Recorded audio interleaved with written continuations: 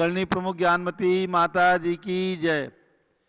ये सभी परिवार अत्यंत सौभाग्यशाली हैं जो प्रातःकाल 6 बजे से भगवंतों का अभिषेक एवं महासांधारा दे करके अपना पूरा दिन मंगलमय करते हैं। सबसे प्राचीन दीक्षित गणनी प्रमुख ज्ञानमती माता जी का दर्शन आशीर्वचन प्राप्त करने का भी सौभाग्य आपको घर बैठे प्राप्त होता है। ये सब विज्ञान का चमत्कार है कि आप घर बैठे संतों के दर्शन और विशेषकर पूज्य गणनी ज्ञानमती माता जी के दर्शन, उनके आशीर्वचन सुनने का सौभाग्य प्राप्त कर रहे हैं। सभी भक्तों के लिए ये सूचना मैं समझता हूँ सबके हृदय में परम आह्लाद की अनुभूति हो रही है कि सन 2016 के बाद 6 वर्षीय महामस्तकाभिषेक अंतर्राष्ट्रीय स्तर पर, राष्ट्रीय अंतर्राष्ट्रीय स्तर पर मांगी तुंगी में जो भगवान ऋषभदेव 108 फीट की प्रतिमा का निर्माण दिगंबर जैन समाज के गौरव का प्रतीक है। पूरे भारतवर्ष के लिए एक बहुत बहुत बड़ी सांस्कृतिक धरोहर है। इस 20वीं से 21वीं शताब्दी का ये उपहार पूज्य गणनी ज्ञानमती माता जी के पावन आशीर्वाद से हमें और आपको प्राप्त हुआ है। हमेशा हमेशा के लिए प्रतिमा दिगंबर जैन धर्म की प्रभावना, दिगंबर जैन धर्म की आन बान शान बन करके हमारे और आपके बीच में पर्वत राज के ऊपर खड़ी हैं प्रतिमा। इनका महामस्तकाभिषेक आप सभी को 15 जून से 30 जून तक अपने हाथों से एक कलश अभिषेक करने का सौभाग्य लेना है। मैं तो बार बार यही कहूँगा कि सभी पुत्र और पुत्र वधुएं अपने माता पिता को लेकर के और मांगी तुंगी आएँ, क्योंकि सभी आयु के लोगों के लिए जाने के लिए भगवान के मस्तक तक अभिषेक करने के लिए पूरी सुविधा है। लिफ्ट की सुविधा है, गाड़ी की सुविधा है। तो सब प्रकार से सुविधाओं का उपयोग करते हुए अपने जीवन के अंदर, क्योंकि ये अमूल्य क्षण कभी कभी प्राप्त होते हैं, ये सौभाग्यशाली क्षण, अहोभाग्यशाली क्षण जीवन में कभी कभी मिलते हैं और सारे जीवन भर याद रहते हैं। जब आप आगे याद करेंगे कि सन 2022 में महामस्तकाभिषेक हुआ था और उसमें हमें भी एक कलश अभिषेक करने का सौभाग्य प्राप्त किया था, तो मैं यही चाहूँगा कि दिगंबर जैन समाज का प्रत्येक परिवार ये भावना करे कि हमें 15 जून से 30 जून तक मांगी तुंगी पहुंचकर भगवान का अभिषेक करना है। एक कलश अभिषेक करना है, छोटा हो बड़ा हो कैसा भी हो, लेकिन अभिषेक करने का पुण्य लेना है। चाहे आप पंचामृत अभिषेक करें, चाहे जलाभिषेक करें, क्योंकि भगवान ऋषभदेव के महामस्तकाभिषेक के हमने 13 पंथ और 20 पंथ की व्यवस्था को बिल्कुल खुला रखा है। जिनकी भावना जलाभिषेक करने की है जलाभिषेक करेंगे, जिनकी भावना दूध से अभिषेक करने की दूध से अभिषेक करेंगे, जिनकी भावना शांति धारा करने की शांति धारा करेंगे। शुद्ध औषधियों के द्वारा, शुद्ध पदार्थों के द्वारा वहाँ पर अभिषेक किया जाएगा और ये अभिषेक पूरे देश के लिए मंगलकारी होगा, क्योंकि भगवान का महामस्तकाभिषेक ये मंगल के लिए होता है। ये केवल अभिषेक प्रतिमा का अभिषेक नहीं है, बल्कि हमारे और आपके जीवन में पुण्य उपार्जन करने का एक बहुत बड़ा साधन है और सारे देश के लिए, सभी जनता के लिए, राजा प्रजा के लिए ये महान सौभाग्य के क्षण हैं जब हमें और आपको इस प्रकार के अभिषेक देखने और करने का सौभाग्य प्राप्त होता है। तो पूरी दिगंबर जैन समाज को ही ये सौभाग्य लेना है, क्योंकि वहाँ पर ये नियम हमारा बना हुआ है। पूरे दिगंबर जैन समाज के ही भक्त अभिषेक करने का पुण्य उपार्जित कर सकते हैं। तो निश्चित रूप से आपको अभिषेक करने का अवसर और पुण्य अवश्य लेना है। अभी से भावना बनाएं। जिनको गाड़ी से आना है, अपने साधन से आना है, अपने साधन से आएंगे, और जिनको हवाई जहाज और रेल से यात्रा करना है तो वे अभी से अपना रिजर्वेशन कराएं। प्लेन से आने के लिए निकट में सूरत हवाई अड्डा है, शिरडी हवाई अड्डा है, औरंगाबाद हवाई अड्डा है और मुंबई हवाई अड्डा है। और इसके अलावा रेलवे स्टेशन, मनमाड़ का रेलवे स्टेशन है, सूरत का भी रेलवे स्टेशन है और नासिक रोड ये भी रेलवे स्टेशन है।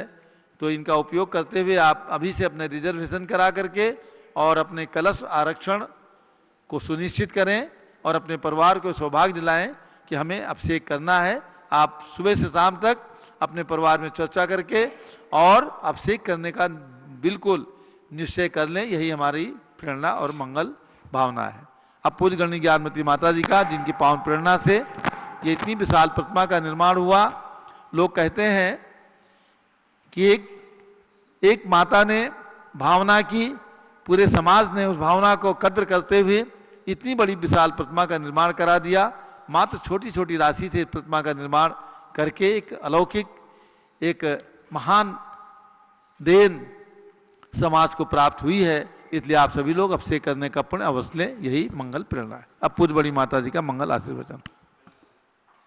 ओम नमः सिद्धेभ्यः। ओम नमः सिद्धेभ्यः। ओम नमः सिद्धेभ्यः। ओम नमः सिद्धेभ्यः। ओम नमः सिद्धेभ्यः। ओम नमः सिद्धेभ्यः। मध्यात्माओं, हम और आप सभी भावों से मांगी तुंगी दक्षिण में मांगी तुंगी पहुँच करके ऋषभगिरी पर्वत पर चढ़े और 108 फुट उत्तम भगवान, जिनका अभी महामस्तकाभिषेक होने वाला है, ऐसे भगवान के श्री चरणों में पहुंचकर ओम ह्रीं विश्व शांति कराय श्री ऋषभ देवाय नमः। ओम ह्रीं विश्व शांति कराय श्री ऋषभ देवाय नमः। ओम ह्रीं चांद्री चर्या प्रकाश काय प्रथम तीर्थंकर श्री ऋषभ देवाय नमः। ओम ह्रीं चांद्री चर्या प्रकाश काय प्रथम तीर्थंकर श्री ऋषभ देवाय नमः। ओम ह्रीं श्री शांतिनाथ कुंथनाथ हरेनाथ तीर्थंकरेभ्यो नमः। ओम ह्रीं श्री शांतिनाथ कुंथनाथ हरेनाथ तीर्थंकरेभ्यो नमः। ओम ह्रीं श्री चक्रवर्ती भरत स्वामी सिद्ध परमेष्ठिने नमः। ओम ह्रीं श्री चक्रवर्ती वरद स्वामिने सिद्ध परमेष्ठिने नमः। ओम ह्रीं श्री शांति सागराचार्य परमेष्ठिने नमः। ओम ह्रीं श्री शांति सागराचार्य परमेष्ठिने नमः। ओम ह्रीं श्री द्वादशांगवाणी सरस्वती देव्यै नमः। ओम ह्रीं श्री द्वादशांगवाणी सरस्वती देव्यै नमः। मध्यात्माओं, मैं आपको संक्षेप में सार रूप में षटखंडागम ग्रंथ इससे परिचय कराऊंगी, क्योंकि अभी जो है वैशाख कृष्णा दूज को इसकी जो सिद्धांत चिंतामणि टीका लिखी गई, उसका सिद्धांत चिंतामणि लेखन का समापन दिवस पूर्णता दिवस पर आपने शुद्ध ज्ञान दिवस मनाया है।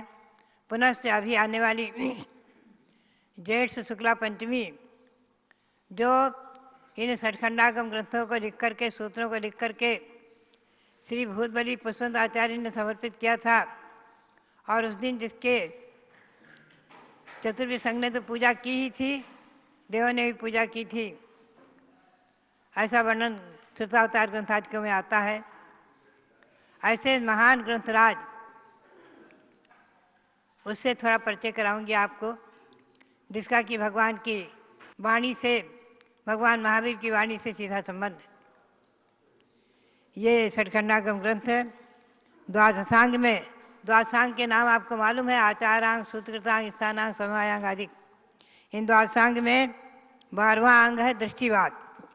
उस 12वें अंग के 5 भेद हैं। उसमें चौथा भेद है पूर्वगत। पूर्व के 14 भेद हैं, उत्पाद, पूर्व, अग्रहणी आदि, यानी 11 अंग 14 पूर्व से 25 भेद रूप में शुद्ध ज्ञान प्रसिद्धि को प्राप्त है।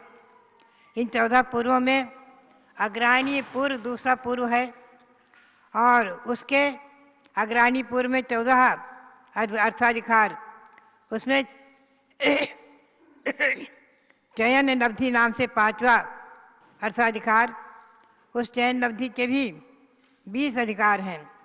उसमें प्राभृत उनके नाम हैं। तो चौथा भेद है कर्म प्रकृति प्राभृत। इस कर्म प्रकृति प्राभृत के भी 24 अर्थाधिकारों में बंधन नाम का छठा अधिकार है, यानी भेद भेद भेद भेद होते हुए बंधन नाम का छठा अधिकार है। इस अधिकार से ही इसके अंशरूप में ये षटखंडागम ग्रंथ का ज्ञान, कुछ अंश का ज्ञान ऐसा ग्राणी पूर्व के चयन नवधि के, और उसमें भी आगे कर्म प्रकृति प्राभृत का कुछ अंश का ज्ञान सिद्धहर सेनाचार्य को था।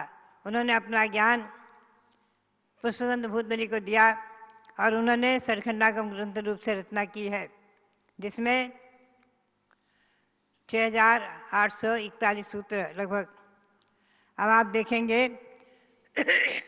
6 खंड में विभाजित, 6 खंड के नाम कर हमने आपको बताए थे। जीवस्थान, क्षुद्रक बंध, बंध स्वामित्व विचय, वेदनाखंड, वर्गणाखंड, महाबंध। इसमें जीव स्थान जो है पहला भेद, उसमें भी जीव स्थान में सत्प्रूपणा, द्रव्य प्रमाणानुगम, क्षेत्रानुगम, स्पर्शनानुगम, कालानुगम, अंतरानुगम, भावानुगम और प्रभुत्व, ये 8 अनियोग द्वार और 9 चूलिकाएँ हैं जीव स्थान में पहले खंड में। उसमें प्रथम पुस्तक में धवला नाम से प्रथम पुस्तक में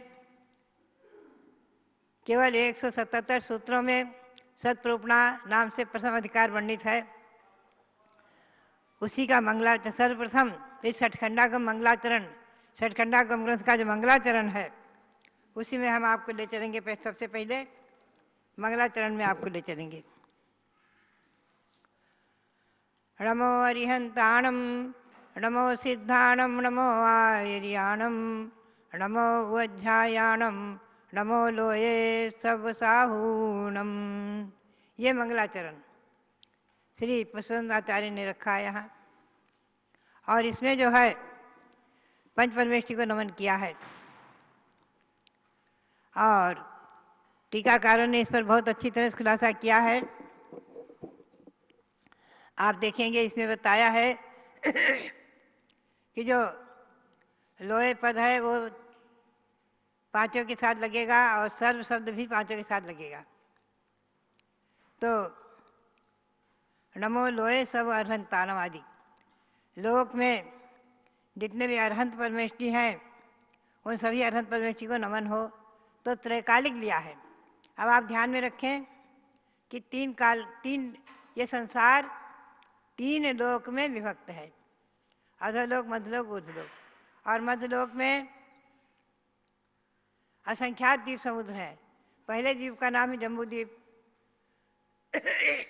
पुनः लवण समुद्र, पुनः धात्तिखंड द्वीप, पुनः कालोदय समुद्र, पुनः आधा पुष्कर द्वीप।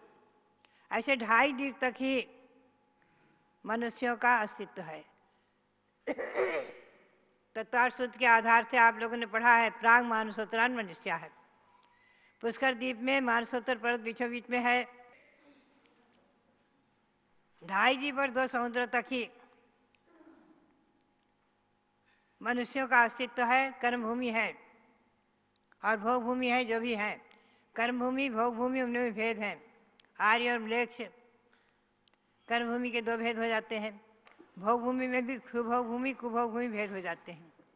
ये विस्तार जैन भूगोल के अनुसार, त्रिलोक शास्त्र आदि ग्रंथों के अनुसार और आपको मॉडल के रूप में देखना है तो हस्तिनापुर में जम्बूद्वीप रचना में और 13 द्वीप की रचना में आप इसे बहुत अच्छी तरह से देखकर बहुत जल्दी सरलता से समझ सकते हैं।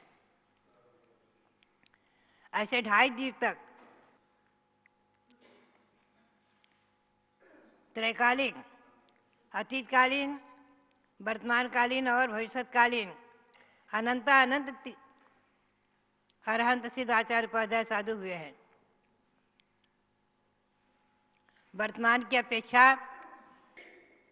5 भरत और 5 ऐरावत में षटकाल परिवर्तन होने से पंचम काल चल रहा है। इस पंचम काल में अरहंत और सिद्ध नहीं है साक्षात यहाँ, और आचार्य उपाध्याय साधु हैं और इनका अस्तित्व अंत तक रहेगा। चतुर्थ काल की आदि से लेकर ये षटकाल परिवर्तन केवल 5 भरत 5 ऐरावत में होता है आर्यखंड में, और 160 इन 2.5 द्वीप में 160 विदेह क्षेत्र हैं। उनमें षटकाल परिवर्तन न होने से हमेशा चतुर्थ काल जैसी आदि जैसी व्यवस्था है। वहाँ हमेशा अरहंत है, विद्यमान है, शिवंधर स्वामी आदि, और भी संवत्सरण हो सकते हैं भगवंतों के, केवली भगवान हो सकते हैं आज, और कोई सिद्ध भी हो रहे हों। आचार्य उपाध्याय साधु सर्वत्र ही हैं। वहाँ शाश्वत कर्मभूमि है और चतुर्थ काल की आदि जैसी व्यवस्था है। जैसे यहाँ भगवान ऋषभदेव के समय जो व्यवस्था थी, जो चक्रवर्ती भरत के समय व्यवस्था थी अयोध्या में, वही व्यवस्था 160 विधेय क्षेत्रों में आज भी है। तो आप देखेंगे अरहंत की व्याख्या अरिहरनाथ अरिहंता। अरि यानी मोहिनी कर्म। मोहिनी कर्म को जिन्होंने नष्ट कर दिया, कहते हैं शेष कर्म जो है वो मोहिनी कर्म के बिना संसार के कारण नहीं बन पाते हैं। मोहिनी कर्म मूल है, तो मोहिनी कर्म को अरि संज्ञा है। और ज्ञानावरण दर्शनावरण को रज संज्ञा है। रज आवरण, ज्ञान और दर्शन पर आवरण डालते हैं। मोहिनी कर्म मोहित कर देता है, स्व पर का भेद विज्ञान नहीं होने देता और अंतराय विघ्न डालता है। ऐसे 4 घातिया कर्मों को नष्ट करने वाले अरहंत परमेष्ठी कहलाते हैं। 13वें गुण स्थानवर्ती 63 प्रकृतियों को नष्ट करके 13वें गुण स्थानवर्ती केवली भगवान अरहंत कहलाते हैं। तो अरहंत की हमने 3 प्रकार से व्याख्या पाई। अरिहंताणम,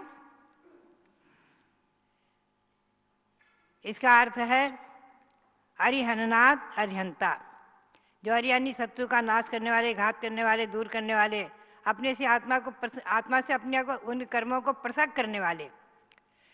कर्म नाम से कोई व्यक्ति नहीं है जिसको मारा हो, हिंसक नहीं है। सर्वज्ञ भगवान अपनी आत्मा से मोहिनी कर्म को दूर किया, ज्ञानावरण दर्शनावरण अंतराय कर्म को दूर किया, पृथक किया, इसी का नाम है अरिहंत। तो अरिहंत पाठ नमो अरिहंतानम, दूसरा पाठ है नमो अरहंतानम। आप ध्यान में रखें, इसका अर्थ क्या है? टीकाकारों ने अतिशय पूजार्हत्वाद वा अरहंता, जो अतिशय पूजा के योग्य हैं, जिनकी स्वर्गावतरण आदि पंचकल्याण आदि का अवसरों में सौधर्म इंद्र आदि विशेष रूप से पूजा करते हैं, ऐसे पूजा के योग्य जो है वो अरहंत कहलाते हैं। अरहंतानम। तो दूसरा पाठ है नमो अरहंतानम, नमो अरिहंतानम और नमो अरहंतानम। और तीसरा पाठ और है जो प्रसिद्धि में नहीं है, आप ध्यान में रखें, लेकिन आगम में हमें प्राप्त हुआ तो हमने अपनी टीका में रखा है। नमो अरुहंतानम, अरुहंतानम। इसका अर्थ क्या है? आरोहद्भ्यः अनुपजायमानेभ्यः क्षीण कर्म बीजत्वात्, कि जो उत्पन्न नहीं होंगे वो अरुहंतानम, क्षीण कर्म हो जाने से पुनः उत्पन्न नहीं होंगे, बीज की तरह। जैसे बीज को नष्ट कर दो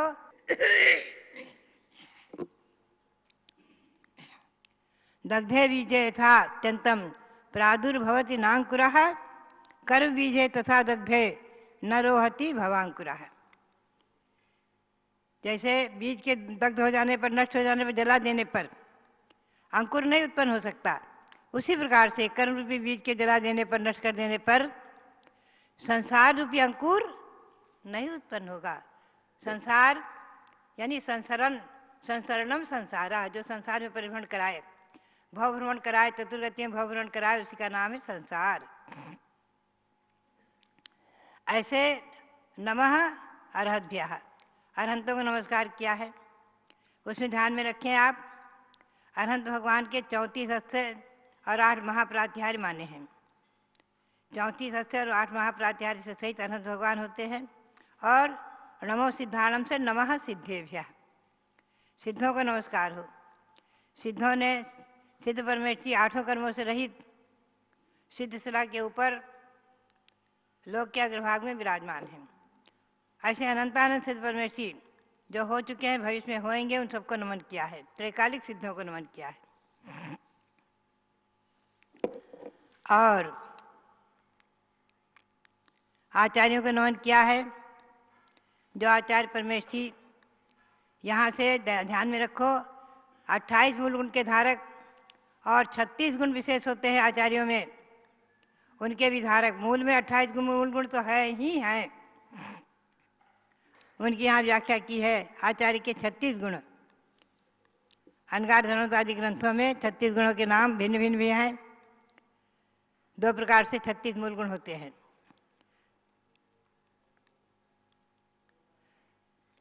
आचार्यवत्वादि 8 गुण, 12 प्रकार का तप, 10 प्रकार का स्थितिकरण आदि, स्थिति कल्प आदि 10 भेद और 6 प्रकार की आवश्यक क्रियाएं।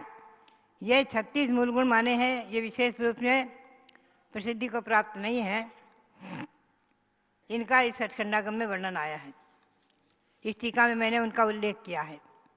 इन 36 मूल गुणों का विशेष रूप में जो 36 गुण मूल गुण विशेष प्रसिद्धि को प्राप्त नहीं है, उनका ही हमने यहाँ जो संग्रह और अनुग्रह करने में कुशल हैं, सूत्र और अर्थ के विशारद हैं, जिनकी कीर्ति प्रसिद्ध है, और सारण वारण सोहन आदि क्रियाओं से जो युक्त हैं, वो आचार्य परमेष्ठी कहलाते हैं। ये बहुत विशेष अर्थ है।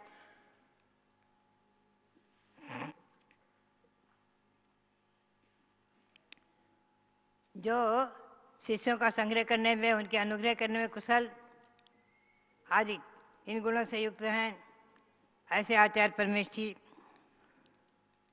माने हैं।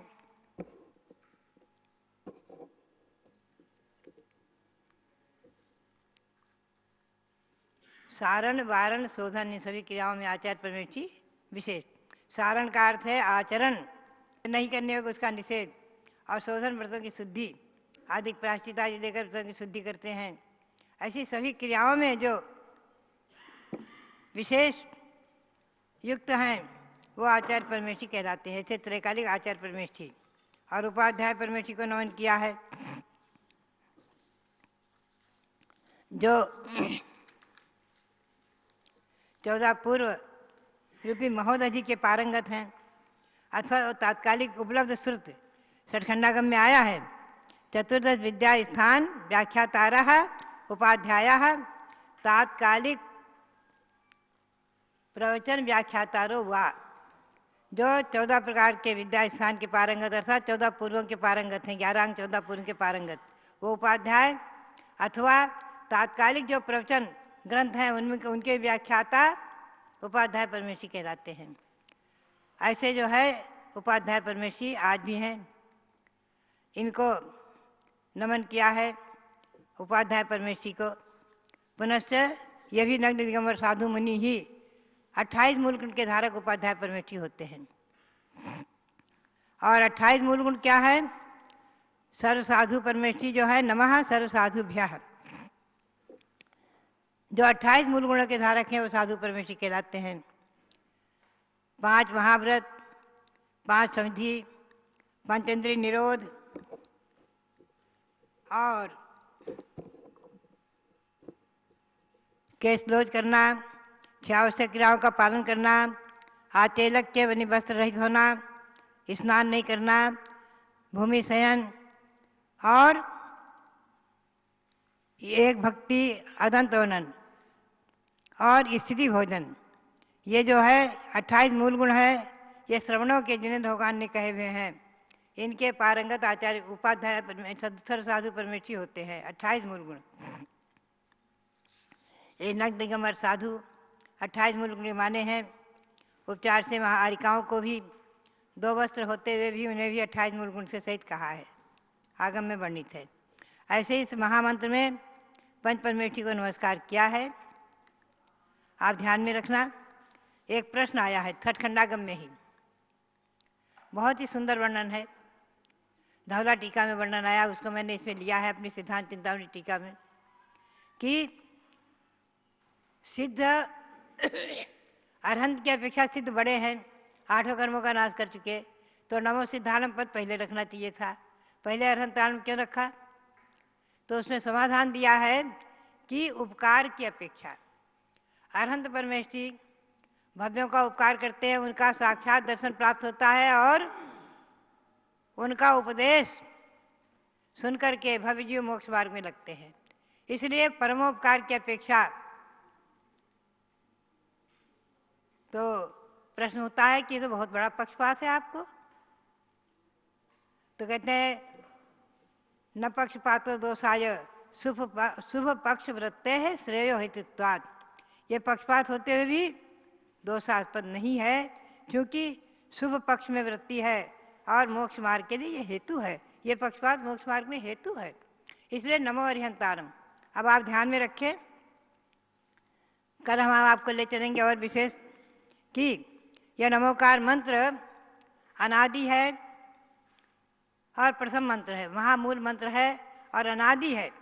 अनादि मंत्र को सिद्ध करने के लिए हमने इसमें प्रकरण दिए हैं और इसमें 64 अक्षर निकाल करके स्वर व्यंजन अलग अलग करके और इसमें पूरे द्वादशांग को निहित किया है, पूरे द्वादशांग को गर्भित किया है। ये प्रकरण हमें जो है नमोकार मंत्र का चिंतन से प्राप्त हुआ, उसको भी मैंने अपनी इस सिद्धांत चिंतामणि टीका में लिया है। लगभग 26 पेज से लेकर 46 पेज तक, 20 पेज तक मैंने इसका विस्तार से वर्णन किया है। अक्षर और स्वर व्यंजन इसमें से निकाले गए, 64 मूल स्वर व्यंजन निकाल करके और उनका विरलन करके और द्वादशांग के पूरे अक्षर जैसे निकाले गए और इकट्ठी प्रमाण और उसमें पूरे द्वादशांग को गर्भित करके माना है। ये बहुत ही सुंदर प्रकरण पृष्ठ 28 और 29 पर वर्णित है और इसको जो है एकत्र पंचगुरु पत्र मंत्र पदक्षराणी विश्वत्रयम गुणरनंत पुनरनंत गुणम परत्र योधारेत कृतनानक तथापि वंदे महागुरुतरम परमेष्ठिमत्रम। वो कहते हैं कि श्री उमा स्वामी आचार्य के वर्णन में आया है नमोकार मंत्र के महात्म्य में कि एक पलड़े में सारे गुणों को रखो, संसार में जितने भी गुण हैं, और एक पलड़े में पंच परमेष्ठी के मंत्र अक्षरों को, तो पलड़ा भारी हो जाएगा। ऐसा ये महामंत्र गुरुतरम बहुत ही महान, बहुत ही गुरु है, गुरुतर है, ऐसा परमेष्ठी मंत्र और ये जो है परंपरागत अनादि है। इस बात को अच्छी तरह सिद्ध किया है आचार्यों ने, इसको हमेशा ध्यान में रखें। ऐसे महामंत्र को नमन करते हुए और षटखंडागम ग्रंथ को भी नमन करते हुए आगे इसमें क्या क्या विषय वर्ण है मैं संक्षेप में सार रूप में ही आपको ले चलूँगी। आपके लिए ये जो प्रेरणा अभी प्राप्त हुई है कि मांगी तुंगी पर विराजमान भगवान ऋषभदेव का अभी द्वितीय महावंश का अभिषेक हमारे रविंद्र कीर्ति जी अपनी कमेटी को लेकर के, अपने समिति के पदाधिकारियों को लेकर के जो मीटिंग करके निर्णय लिया है करेंगे। ये महावंश का अभिषेक और भगवान ऋषभदेव और 2400 तीर्थंकर सारे विश्व के लिए मंगलकारी हों और क्षेम और सुविचारी हों, शांति के लिए ये महावंश का अभिषेक शांतिप्रद हो। इसी भावना के साथ इस षटखंडागम ग्रंथ को और भगवान ऋषभदेव के श्री चरणों को कोटि कोटि नमन करते हुए आप सबके लिए पुनः बहुत बहुत मंगल आशीर्वाद। भव्यात्माओं, जैन शासन के वर्तमान युगीन प्रथम तीर्थंकर भगवान ऋषभदेव अरहंत और सिद्ध परमेष्ठी के गुणों से समन्वित हुए। जैन शासन में तो उनका बहुत बड़ा महत्व तो है ही है, क्योंकि उन्होंने प्रजा को जीवन जीने की कला सिखाई, राजाओं को राजनीति सिखाई और इस धरती पर नारी शिक्षा का सूत्रपात किया। ऐसे भगवान ऋषभदेव का वर्णन वैदिक ग्रंथों के अंदर भी आया है। उसमें नाग पुराण, विष्णु पुराण आदि में कथन है, अष्टषष्टिषु तीर्थेषु यात्रायां यत् फलं भवेत् श्री आदिनाथ देवस्य स्मरणेनापि तद् भवेत्। अर्थात 68 तीर्थों की यात्रा का जो फल होता है वह भगवान आदिनाथ के स्मरण मात्र से फल मिल जाता है। आप समझ ही गए होंगे कि भगवान आदिनाथ के दर्शन करने से और जो 108 फुट के भगवान के रूप में आज ऋषभगिरी मांगी तुंगी के पर्वत पर एक अचल अडिग तपस्वी सुमेरु की तरह से खड़े हुए हैं और Guinness book of world record के अंदर दर्ज होकर के भी उस वर्ल्ड रिकॉर्ड बुक ने अपना मान, अपना गौरव वृद्धिंगत किया। ऐसे ही भगवान ऋषभदेव के चरणों में 3 वर्षों तक हम लोगों को भी धर्म आराधना, भगवान की भक्ति करने का जो सौभाग्य प्राप्त किया, वे स्वर्णिम क्षण वास्तव में अविस्मरणीय है।